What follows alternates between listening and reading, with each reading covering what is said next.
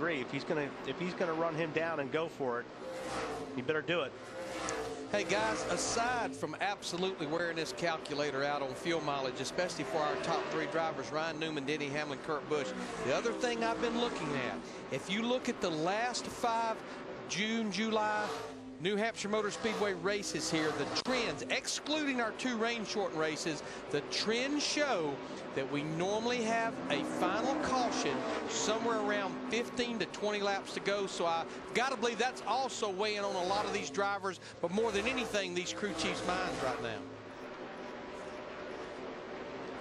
And that could very well be, but we've had a lot more cautions in this race, or it seems like. In the past, we've had 100-lap runs, 200-lap green flag runs. All of a sudden in this race, it seems like just when someone needed a caution, whether it was 60 laps or 70 laps, you ended up with a caution. Jamie McMurray running 7th in the late stages, Chris.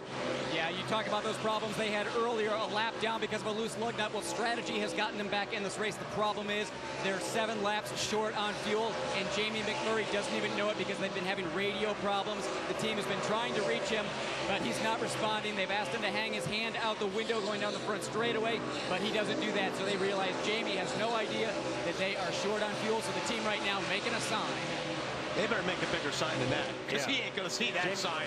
And one reason he's not going to see it is he doesn't know to look for it. Yeah. He doesn't know to look for the sign. You know, in the days when they use pit boards and they use signals, at least you could tell the driver knew to look every couple of laps to see what the pit board was. But these guys can make all the signs they want to, and I'm not sure he's going to see it because he's not used to coming off turn 4 and looking over towards pit road. And that'd be a tough break for a driver who played strategy early and then lost a lap, got it back and running in the top 10. And speaking of the top 10, Tony Stewart spent most of the day there, and here he goes around Jeff Gordon. And I'm going to tell you, that's a big pass because he started working Jeff on the outside and passed him, got position on him on the outside coming out of turn 2 and took that position away from Jeff. Yeah, Stewart got right on the back of 24 about 7, 8, 9 laps ago and kind of faded a little bit. So I'm not sure if he was just all of a sudden just chilling out on his tires or what, but boy, he's gone now. He is making that outside groove work right now, and we've not seen anybody make that work like that. Everybody's passed to the inside, it seems like. All of a sudden, Tony has moved up the racetrack just about a half a lane, and when those guys go to the bottom to protect the bottom, because that's what everybody's been doing all day, he just drives around them on the outside. That's 2 impressive passes of 2 really strong cars. We talked about pushing the button to make it go. Tony Stewart is, and Gordon now to the inside of Kurt Busch. That for 4th. And there you see the guys holding up the sign. But, you know, he can hold that sign up again. I mean, he's 150, or he's 50 yards from where the one car is running on the racetrack, and the one car doesn't know to look that way. He just doesn't know. But even if you need to be staring, you're going fast. You're looking at all these colors. You're trying to focus in on one little sign. Even if he knew to look, it's hard. But you're right. If he happened to see that, you know, there was something waving in the pits, he could probably figure out it's something to do with gas. If he sees that, I just want to hear the whole story. I want to hear the whole story on how he saw it without any type of radio communication from somebody to say, hey, we can't talk to you. Take a look at the pits. Jimmy Johnson up to 8th, and that's Casey Kane. Actually, it's Casey Kane in 9th. In 8th, Jimmy in 9th as they race for position inside the top 10. And now time to answer today's KFC trivia question. Who holds the record for most and fewest laps led by a New Hampshire winner? And of course, they're in separate races. Oh, separate races. Yeah, same guy led the most and least laps in 2 separate races, and that would be Jeff Burton. Yeah, 2000. He led 300 laps, all of them, and that was 1 year earlier race. Led only 2 laps in going to victory. You couldn't pass anybody that year. One of the nicest NASCAR races of all time. I think I followed the same guy for 200. Everybody did. Jimmy Johnson did get around Casey Kane, so he is 8th now. 13 laps to go. And Tony is coming. Tony's coming on that. On the 11 car. Tony is about, watching this, Tony's been about 2 to 2.5 tenths faster than the 11 or the 39. The 39's catching traffic. Ryan's catching a little traffic, and that's it. But he has run down the 11 car. And how about this? On Friday in practice, The 39 and 14 mirrored each other. They went out, worked all day on long runs, race runs, weren't worried about qualifying. Last minute switch over to qualifying trim. They share the front row. Good yesterday in practice, ran a ton of laps, and after starting 1-2 in the day's race, here they are at the end, first and third. Impressive afternoon for Stewart-Haas.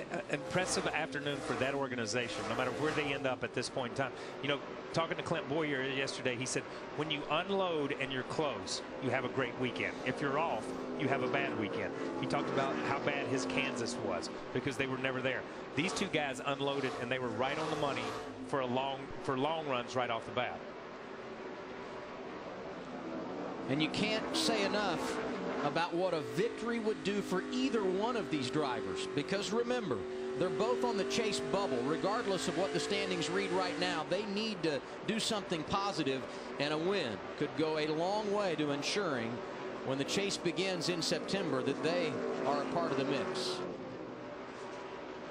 Newman's lead over second place Denny Hamlin, a second and a half, and in the last couple of laps Tony Stewart is cut 0.2 of a second off of his deficit to second place Denny Hamlin. That's a great rebound for those 11 guys. That first part of the race, the 11 guys were really not that good. It seems like they got turned around. They got in the pits and made some great adjustments, got some track position, and they've stayed there. Well, what about Jimmy Johnson? I mean, yeah, he didn't have any track position. Got in the top 10. The spin was running outside the top 25, and here he is with less than 10 to go in the 7th spot. The runner-up position on the line, and it doesn't last long. Tony Stewart to the inside of Denny Hamlin, and he's going to make it stick as he comes off the corner. I guess the question is Newman have the fuel? Yeah, and that's going to be the question between him and 14. Between he and his teammate is going to be, does Newman have enough fuel to go to distance? 8 laps to go that last time by. 7.5 laps now remaining.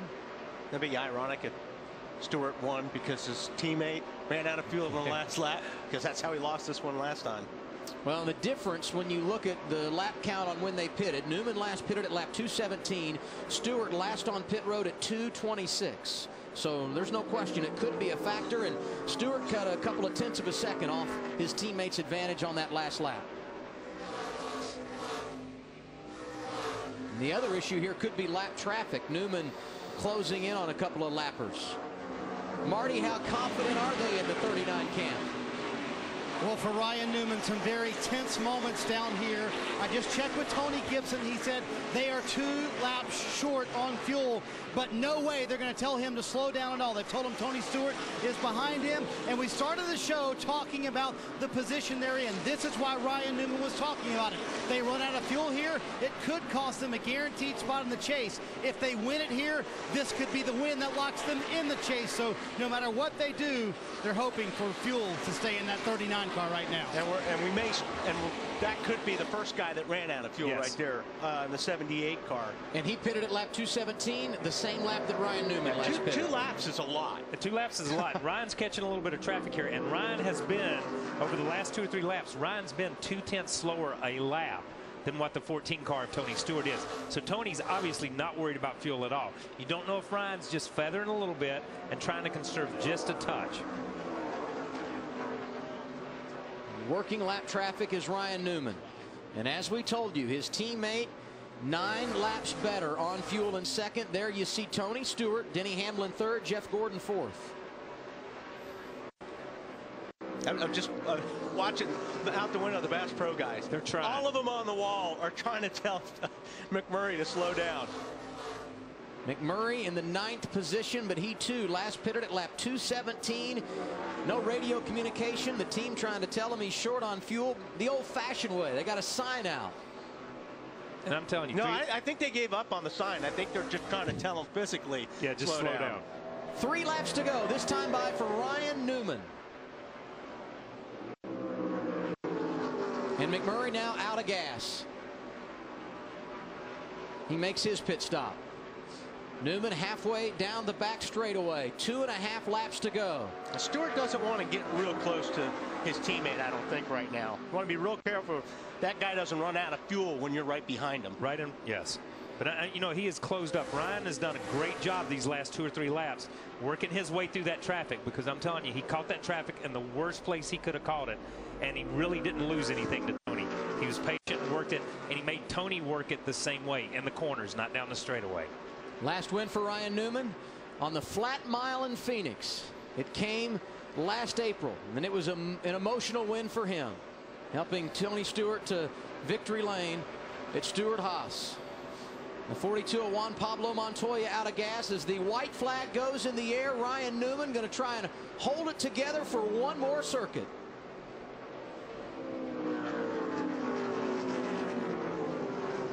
I'm nervous up here just watching him trying to hang on. Yeah, you know, you hate to see somebody run like this, and we've seen it so many times over this year and last year. Somebody lead this long in the race and then run out of gas right here as they go to the gas in the middle of the corner. Ryan Newman has had the dominant car statistically.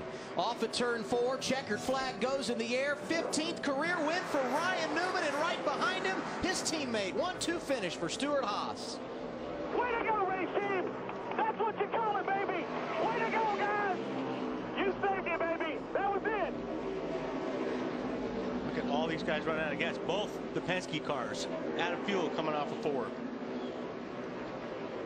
I'm not so sure that Gordon didn't run out of gas. He dropped to 11th.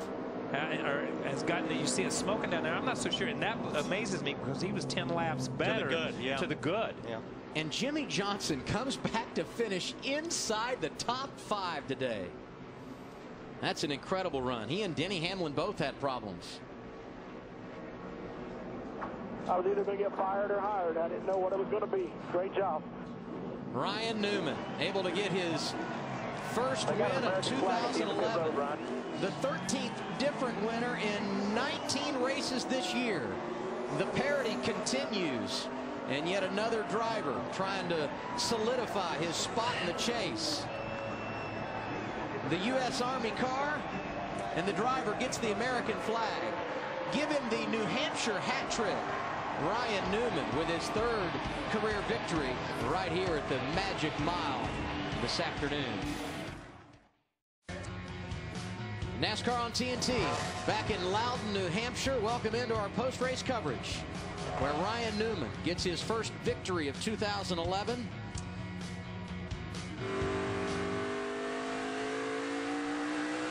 One hell of a day, boys. One hell of a day. Her flag. Great day for Stewart-Haas Racing. Buddy, you did an awesome job. Perhaps the most enjoyable runner-up finish ever for Tony Stewart, seeing his driver Ryan Newman finish right in front of him, Ralph. Here he comes out of the car, your winner here today, Ryan Newman crawling out, and the shower begins here in Victory Lane. Oh yeah, the celebration is on for Ryan Newman, and it continues. It's going to take a bit to get in here. Congratulations. Glad to keep it refrigerated. Boy, that one really started back on Friday with you and Tony Stewart and this whole crew, the way you guys approached this weekend, getting a lot of long lap runs in Friday practice, didn't it? Well, we just we did what we had to do. We got to thank the U.S. Army. This one's for the soldiers. Thank you, guys. We've been working so hard to get this U.S. Army Chevrolet into victory lane. Got to thank Sprint, Tornadoes, Haas Automation, Coca-Cola. You know, all the people, Bass Pro Shops, NRA, all the people that have jumped on and helped us out, Wicks this year. You know, just a real big team effort. Proud that we came home 1-2 just as we started, but you know, really a great weekend for Stewart-Haas Racing, and good points day. Man, just couldn't be more excited. I want to dedicate this. I lost a good friend of mine back in April. It's Bo Slocum. So I lost him in April. I lost my grandfather 14 years ago this weekend. So it's sentimental for many reasons. What does this say about this team now as you guys get ready for the chase? Well, it puts us in a lot better position, that's for sure. You know, just in general, points-wise, getting that win, that's a great bonus in itself. But, you know, we knew we were capable of it. We've been so close so many times this year. We had the top 5s to prove it. We just hadn't been to victory lane. And, man, this was big. Sprint, was it Summer Showdown, $1 million, all that stuff? You know, we got that in our back pocket as well. So just, you know, look forward to Atlanta for that as well. Rare to see Ryan Newman get choked up. Congratulations to him. We go to Matt. Ralph, as an owner, you couldn't write any better script if you have a multi-car operation. 1-2 on qualifying, sharing the front row. And Smoke, what does this mean to have the cars finish 1-2? Your first 1-2 as an owner. I mean, this was a perfect weekend to have Ryan on the pole on us outside front row, and to sit here and get our first and second place finish. Just an awesome day for Stewart-Haas Racing. These guys, you guys at the shop that aren't here, you guys did an awesome job. These things have been good. We just